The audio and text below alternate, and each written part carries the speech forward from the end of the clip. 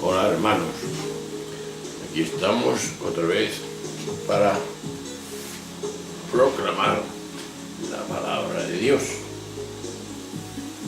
la que todos intentamos conocer. Pues hoy es lunes del 14 de noviembre,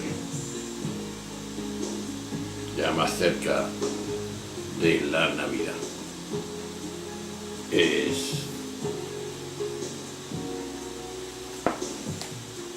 como hemos dicho, lunes es del tiempo ordinario del 32, de la 32 semana, y estamos en el ciclo A de la liturgia de la Iglesia Católica. El texto sigue siendo de Lucas. El texto es 17, capítulo del 1 al 6. Dice así: en aquel tiempo Jesús dijo a sus discípulos: es inevitable que sucedan escándalos, pero hay del que lo provoca. El que escandalice a uno de estos pequeños, más le valdría que le encajaran en el cuello una piedra de molino y lo arrojasen al mar. Tener cuidado: si tu hermano te ofende, repréndelo. Si se arrepiente, perdónalo. Si le ofende 7 veces en un día, 7 veces vuelves a decirle: lo siento, lo perdonarás. Los apóstoles le pidieron al Señor: aumentanos la fe. El Señor contestó: si tuvieres fe como un grano de mostaza, dirías a esta morera: arráncate de raíz y plántate en el mar, y os obedecería.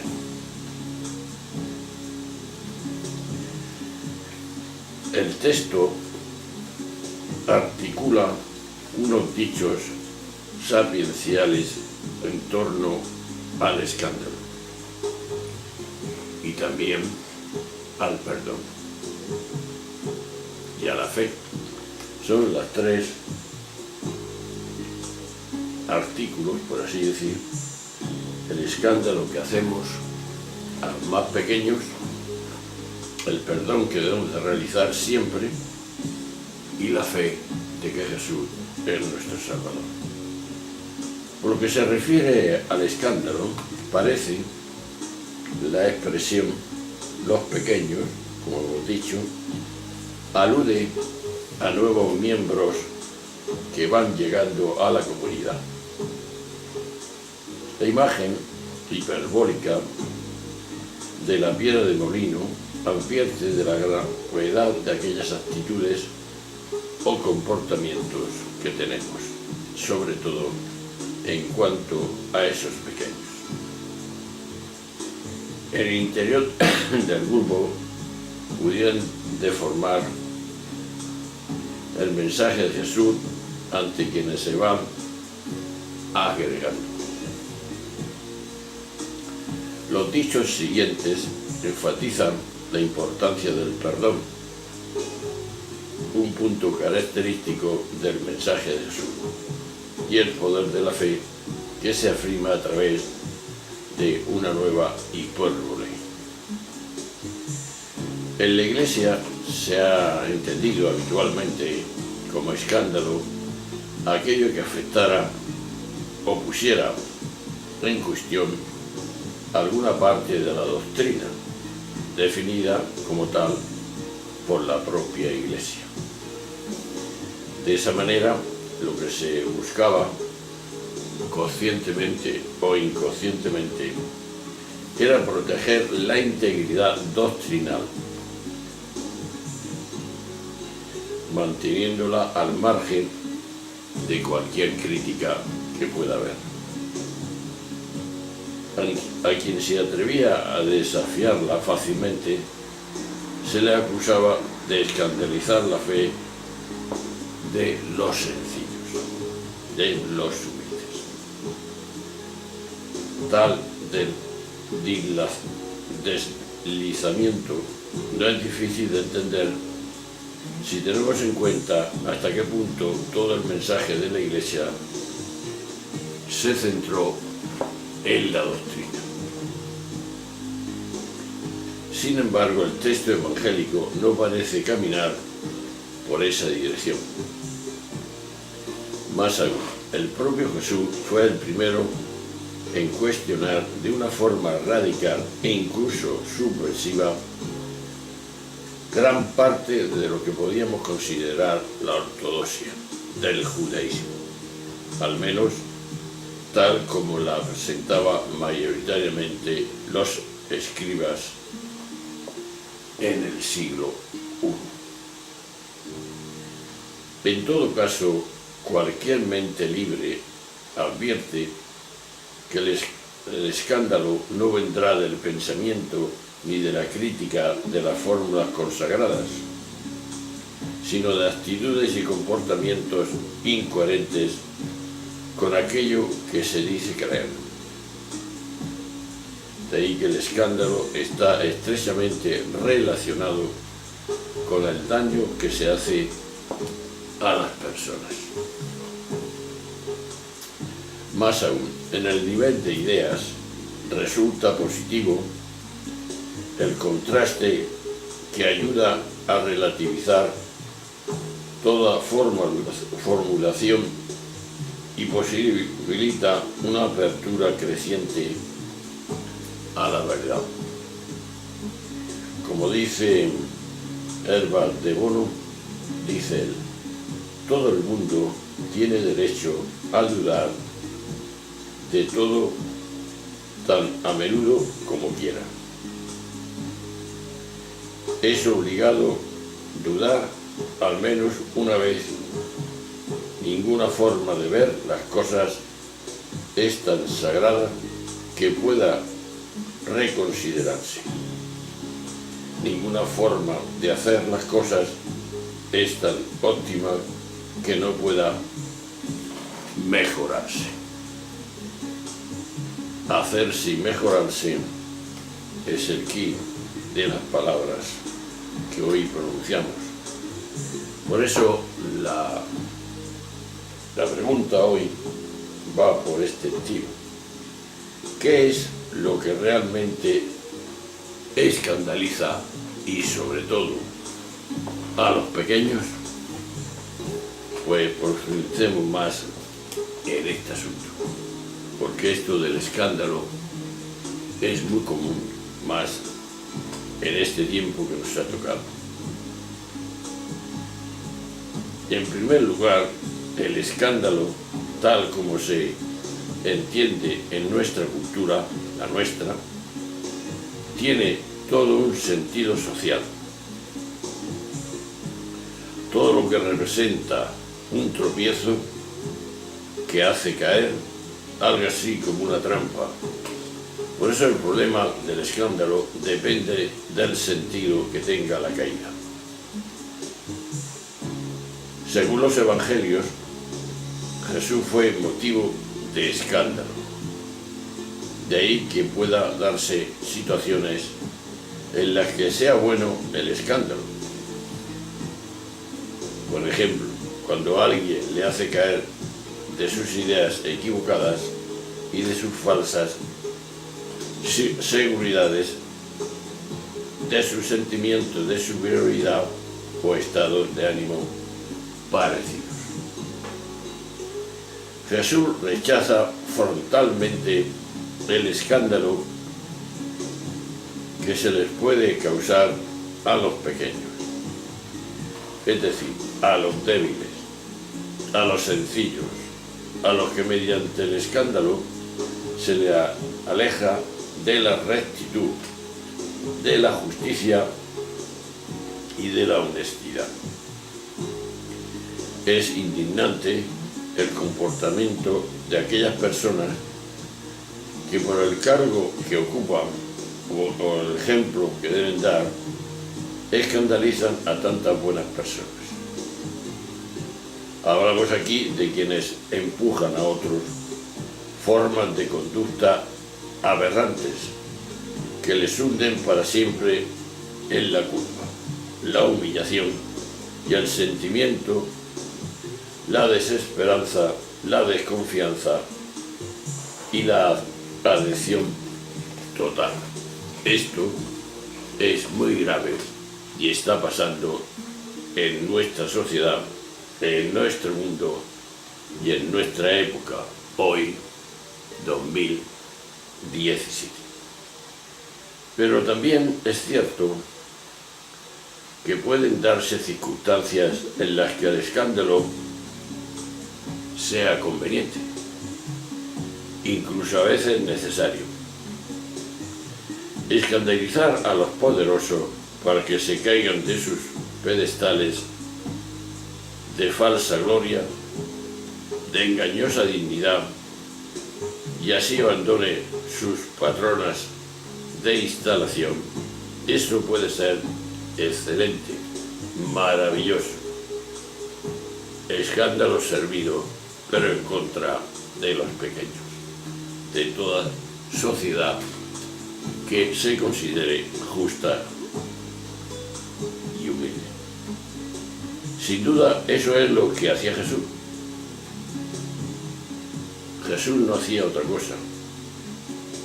Cuando Jesús cita a Isaías, en el capítulo 26, versículo 19, en respuesta a los emisarios de Juan Bautista, afirmando que él se dedica a dar vida a los ciegos, a limpiar los leprosos, a resucitar muertos, a dar la buena noticia a los pobres, el mismo Jesús termina diciendo, como una bienaventuranza, y dichoso el que no se escandaliza de mí. Ahí está. Tenemos que llevar cuidado cuando escandalizamos, que no debemos de hacerlo nunca. Es evidente que a quienes se escandalizan de que se le abran los ojos, a los que van como ciegos por la vida, a eso le viene divinamente el escándalo, para ver si se retracta. Lo necesitan. En este sentido, no deberíamos tener miedo a escandalizar a los puritanos, a los prepotentes y a los intolerantes. No debemos de dudar, ¿verdad? ¿Por qué? Porque están poniendo una semilla que verdaderamente es escandalosa. Y esa semilla tiene que desaparecer. Pues bien, ahí tenemos esa situación. Y entonces nos tenemos que preguntar por la primera pregunta que hemos hecho. ¿Qué es lo que realmente escandaliza? Pues, sobre todo la incoherencia de nuestra vida y que no somos consecuentes con aquello que queremos vivir, con aquello que decimos. Lo de los fariseos. Haced lo que os digamos, lo dijo Jesús, pero no hagáis lo que ellos hacen. Bueno, vamos a pasar y recordar lo que estamos viendo respecto a la Iglesia en su magisterio de el hecho social, que ya el Vaticano II pues habló de ello, que es la doctrina social de la Iglesia. 4 años después de la publicación de la Mater en Magistra, aparece la Constitución Pastoral Gaudium et Spes del Concilio Vaticano II sobre la Iglesia en el mundo actual. Si entre los dos documentos el tiempo transcurrido era demasiado breve para que se produjeran cambios significativos en una realidad histórica, sin embargo, con el nuevo documento, el camino recorrido por la doctrina social fue considerable. El concilio, en efecto, se dio cuenta de que el mundo esperaba de la Iglesia un mensaje nuevo y estimulante. A esta expectación respondió con la citada Constitución, en la cual, en sintonía con la renovación eclesiástica o eclesiológica, se refleja una nueva concepción de ser comunidad de creyentes y un pueblo de Dios. Y suscitó entonces nuevo interés por la doctrina contenida en los documentos anteriores respecto al testimonio y la vida de los cristianos como medios auténticos para hacer visible la presencia de Dios en el mundo. En el plano social, la respuesta de la Iglesia reunida en concilio se concretó en la exposición de una concepción más dinámica del hombre y de la sociedad, y en particular de la vida socioeconómica elaborada según las exigencias de la recta interpretación del desarrollo económico. Según el capítulo de la Gaudes Spes dedicado a este problema, la eliminación de las desigualdades sociales, económicas, se puede establecer en efecto sobre una justa comprensión humanista y desarrollo. Esta interpretación de la realidad social en el ámbito mundial supuso un giro fundamental en el proceso evolutivo de la doctrina social. Ella no se deja dominar por las implicaciones socioeconómicas de los dos principales sistemas, el capitalismo y el socialismo, sino que se abre a una nueva concepción, aquella de la doble dimensión o alcance del desarrollo. Tal concepción mira, en efecto, a promover el bien de todo el hombre, íntegramente considerado, teniendo en cuenta sus necesidades de orden material y sus exigencias por la vida intelectual, moral, espiritual y religiosa, superando así las tradiciones contraposiciones entre productor y consumidor y las discriminaciones que ofenden la dignidad de la gran familia humana. En esta perspectiva se descubre cómo en la base de cuanto la Constitución dice sobre la vida económico-social está una concepción auténticamente humanista del desarrollo. En la Gaudes Spes, la Iglesia muestra cuán profundo es su sensibilidad por el creciente conciencia